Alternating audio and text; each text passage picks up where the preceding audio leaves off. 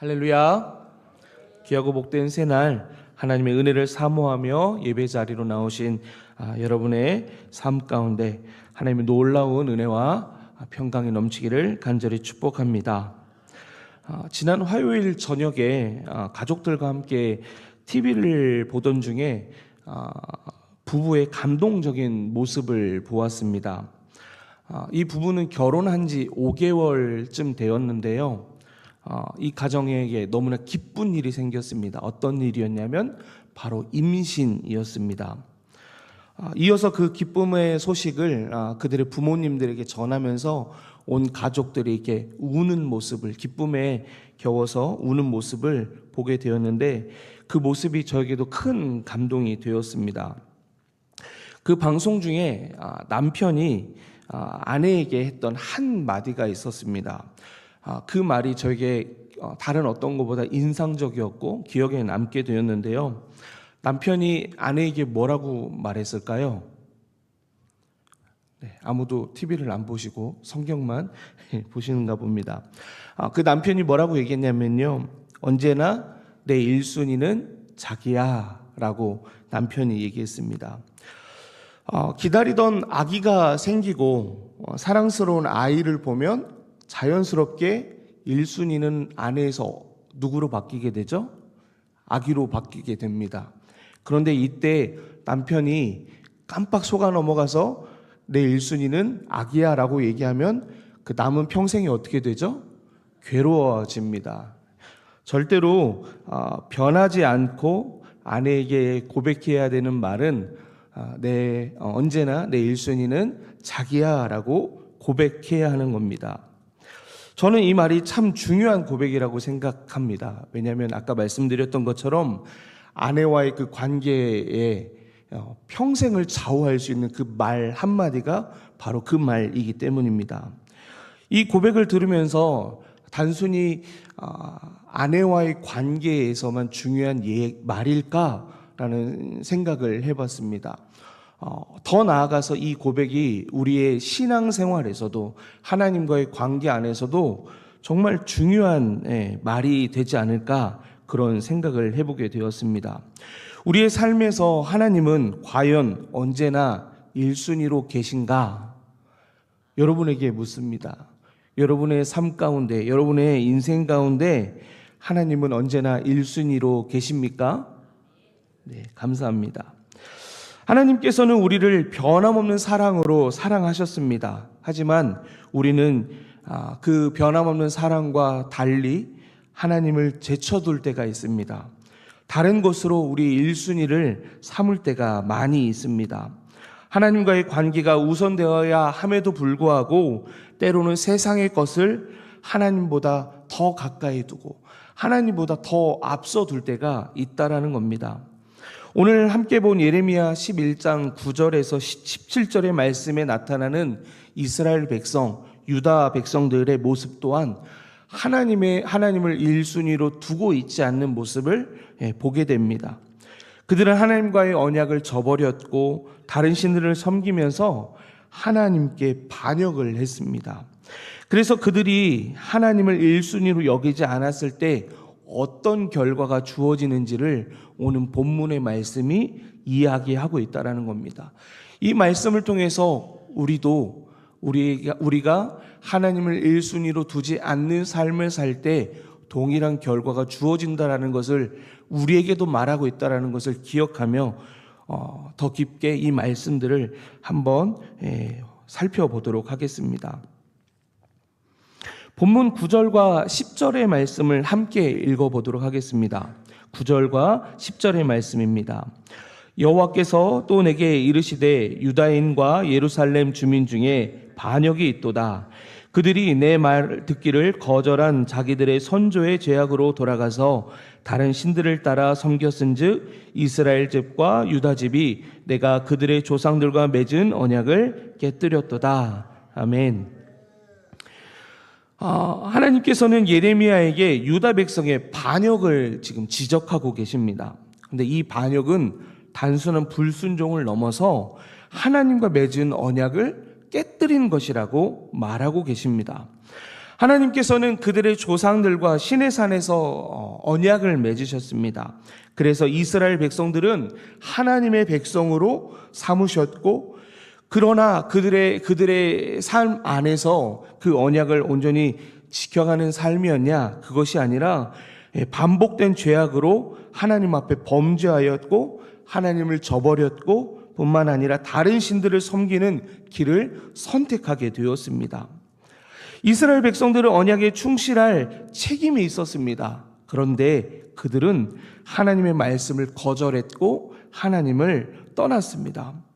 여기서 반역이라는 단어를 살펴보면 이 단어는 단순한 죄의 행위가 아니라 고의적으로, 일부러, 계획적으로 배반했다라는 의미를 갖게 됩니다. 이는 하나님의 인도와 사랑을 철저히 무시하고 다른 신들을 의지하고 있는 행동을 이 단어를 통해서 더 강조하고 있는 것입니다. 오늘 우리의 삶에서도 하나님과 관계를 맺고 있는 우리임에도 불구하고 과연 얼마나 하나님을 신실하게 하나님의 말씀에 순종하고 있는지 우리는 날마다 돌아보아야 합니다. 어떤 사람들은 말씀을 읽지 않습니다. 말씀을 읽지 않으면 내가 하나님의 말씀 가운데 반대로 사는지 알 수 있을까요? 없을까요? 말씀을 보지 않은 사람은요, 내가 뭘 잘못했는지 모릅니다. 마치 운전면허 시험에 준비를 하지 않고 시험을 보는 사람은 그 운전하며 가면서 무엇이 틀렸는지 맞았는지 알까요? 모를까요? 자기가 잘못한 걸 모릅니다. 오늘 우리가 하나님의 말씀을 더 가까이 해야 되는 이유 중에 하나는 우리 인생이라는 운전을 아무것도 모르는 사람처럼 운전하며 갈 수 있다는 겁니다. 근데 오늘 우리에게 말씀이 다가오고 우리 안에 말씀이 있다라고 하면 그 말씀과 다른 삶, 말씀과 일치하는 그 삶을 통해서 하나님이 원하시고 계획하신 삶으로 살아가는지를 명확히 알 수 있기 때문에 우리 삶에 하나님의 말씀이 더욱 가까이 있어야 하는 것입니다. 그럴 때 우리의 신앙이 단순히 형식적으로만 나아가는 것이 아니라 하나님 관계 안에서 참된 순종으로 이어져 가고 있다는 것을 명확히 드러낼 수 있는 것이 우리의 삶에 말씀이 있느냐 없느냐, 이것을 통해서 차이가 난다는 걸 기억하시면서 여러분 더욱더 하나님의 말씀 가운데 계시는 여러분 되시기를 축복합니다. 만약에 그 말씀 가운데 순종하지 않고 앞서 말씀이 우리의 삶 가운데 있지 않으면 우리에게 어떤 결과를 주는지를 본문 11절과 12절에서 하나님께서는 심판의 내용으로 선언하고 계십니다. 이 심판은 앞서 말씀드렸던 것처럼 단순히 이스라엘 백성에게만 주어지는 것이 아니라 오늘 우리도 말씀 가운데 순종하지 않는 삶으로 살아가면 우리에게 동일하게 임할 수 있다는 것을 기억하면서 함께 11절과 11절의 말씀에 어떤 심판의 내용이 있는지를 한번 확인해 보도록 하겠습니다. 11절과 12절의 말씀을 함께 읽겠습니다.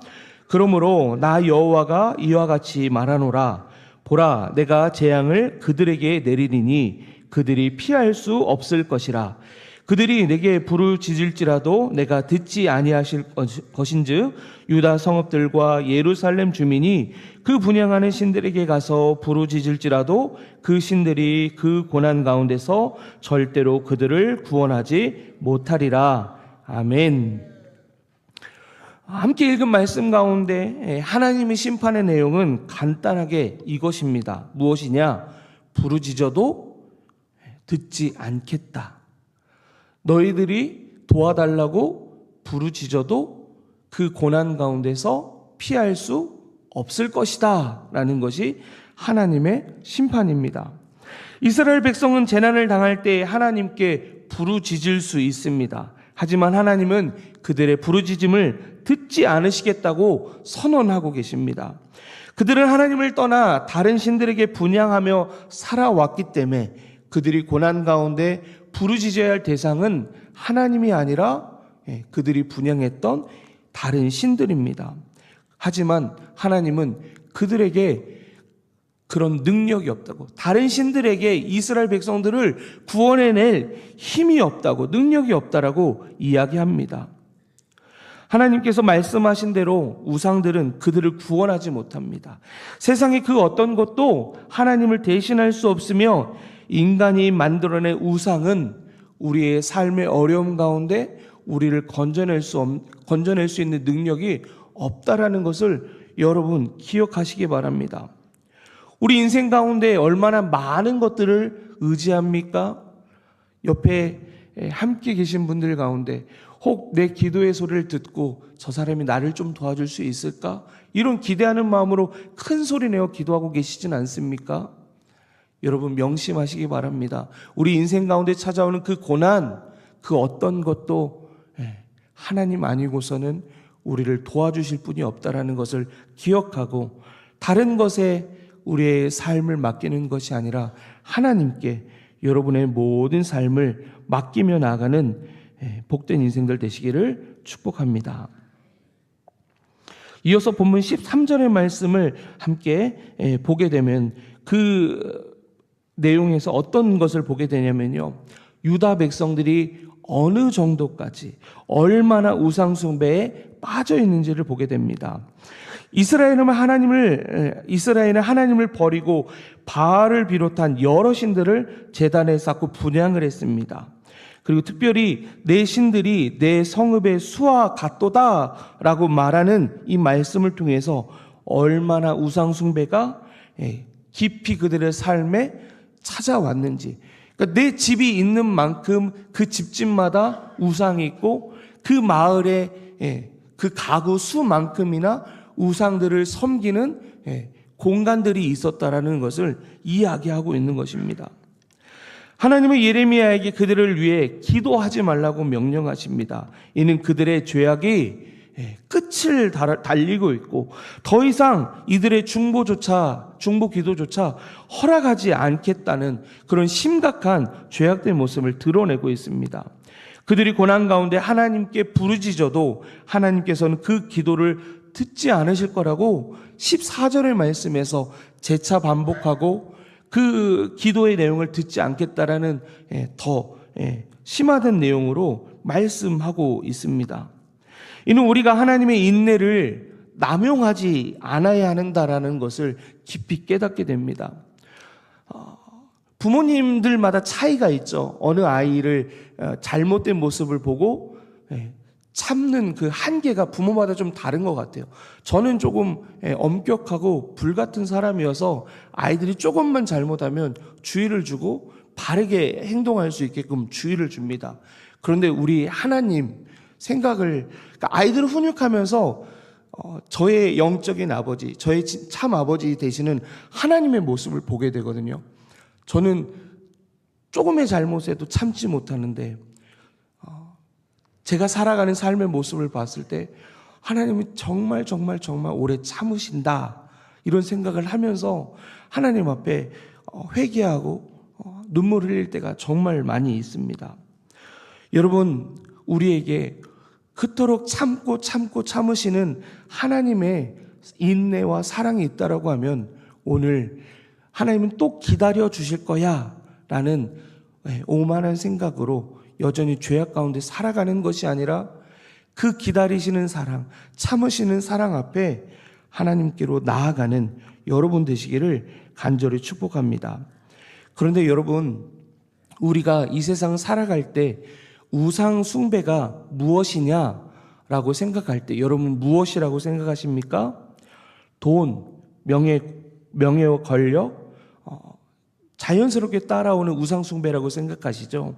이것만이 아니라 나를 중심으로 살아가는 삶, 이것 또한 우상 숭배이고 일에 대한 성취, 그리고 여가와 오락, 그리고 우리가 흔히 접하게 되는 핸드폰 안에서 보게 되는 여러 미디어들, 그리고 하나님보다 앞서는 인간관계, 이런 모든 것들이 우상 숭배가 될 수 있다는 것을 기억하고 그것보다 하나님을 더 가까이 하시는 여러분들 되셨으면 좋겠습니다.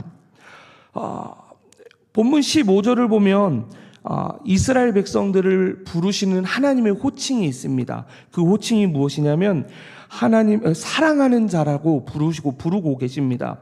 그런데 그들의 뒤따르는 모습은 하나님께 사랑받는 자로 받고 있기 때문에 하나님을 사랑하는 모습으로 기록되어 있냐? 그것이 아니라 많은 악한 음모를 꾸미는 자라고 설명하고 있습니다. 이어서 하반절의 내용을 보면 그들의 마음과 행동은 하나님 앞에 반역한 상태이지만 거룩한 제물 고기로 재난을 피할 수 없다라고 말하며 그들의 재난 속에서 기뻐할 수 없다라고 얘기합니다. 다시 말씀드리면 무슨 얘기냐면 우리 그리스도인들 가운데 주일 예배를 드리는 것을 마치 부적을 사는 것처럼 보험을 드는 것처럼 신앙생활을 하고 있다라는 겁니다. 내가 오늘 주일 예배를 드렸기 때문에 내 삶에 어려운 일들이 생기지 않을 거야 라는 부적을 산다라는 겁니다. 내 마음 가운데 하나님을 향한 사랑이 진실하지 않은데, 진짜 사랑이 아닌데 하나님 앞에 내 삶의 형통을 바라고 내 삶의 어려운 일들이 생기지 않기를 바라는 마음으로 교회만 왔다 가는 것으로는 절대 하나님이 그들의 삶을 하나님 뜻에 합당한 삶이라고 말씀하시지 않는다라는 겁니다. 그러면 결국 그리스도인이라고 불리는 그 이름조차도 그렇게 부적을 사는 보험을 드는 것과 같은 생활으로는 그리스도인이 결코 될 수 없다라는 것을 우리가 기억해야 한다라는 겁니다. 형식적인 신앙생활이 아니라 참된 그리스도인으로 하나님을 사랑하고 하나님께 사랑받는 신앙생활로 나아가야 그 모습을 통해서 하나님께서 기뻐 받으신다라는 것을 기억하는 여러분들 되셨으면 좋겠습니다. 호세아 6장 6절의 말씀을 보면 하나님이 바라시는 것이 무엇인지를 우리에게 분명히 가르쳐 주십니다. 제가 이 호세아 6장 6절의 말씀을 새번역 성경으로 읽어드리겠습니다. 내가 바라는 것은 변함없는 사랑이지 제사가 아니다. 불살라 바치는 제사보다는 너희가 나 하나님을 알기를 더 바란다. 뭐라고 말씀드렸죠? 변함없는 사랑을 원하시고 하나님을 더 알기 원한다라고 우리에게 분명히 말씀하십니다. 오늘 하나님 앞에 그 변함없는 사랑으로 하나님을 더 알기를 원하는 그 삶을 통해서 하나님께서 우리를 바라보시며 하나님 내 마음에 합당한 삶을 너희가 살고 있구나 라고 말씀 듣는 그런 복된 인생 되시기를 간절히 축복합니다.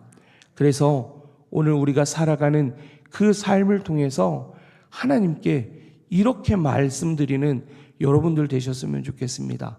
뭐라고 말씀드리냐면 언제나 내 1순위는 하나님이야. 함께 고백해 볼까요? 언제나 내 1순위는 하나님이야. 네. 오늘 그렇게 살아가시는 여러분 되시기를 간절히 축복합니다.